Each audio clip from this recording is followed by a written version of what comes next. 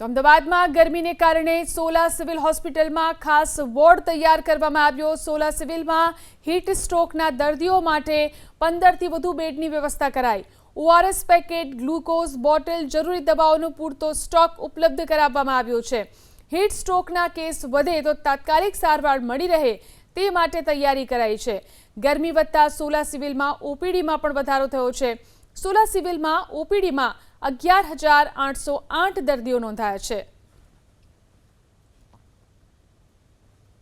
શહેર સહિત રાજ્યભરમાં અત્યારે હાલ ગરમીની જ્યારે વાત કરીએ ત્યારે અંગ દઝાડતી ગરમી જે છે તેનો અહેસાસ થઈ રહ્યો છે।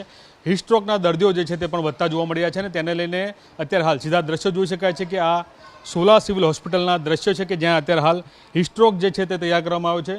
જોઈ શકાય છે કે આશરે 15 જેટલા બેડ જે છે તે તૈયાર કરવામાં આવે છે। સાથે સાથે જ્યારે દર્દી અહીં આવે ત્યારે તેને જરૂરિયાત માત્રાની જે દવાઓ હોય છે તે દવાઓનો જથ્થો પણ જે છે તે ઉપલબ્ધ કરવામાં આવે છે। એટલે કે સૌથી મહત્વપૂર્ણ છે કે છેલ્લા ઘણા સમયથી જે પ્રકારે દિન પ્રતિદિન ગરમીમાં સતત વધારો જોવા મળી રહ્યો છે અને તેને લઈને અત્યારે હાલ સોલા સિવિલ હોસ્પિટલ જે છે તે તંત્ર અત્યારે હાલ તૈયાર જોવા મળી રહ્યું છે। ત્યારે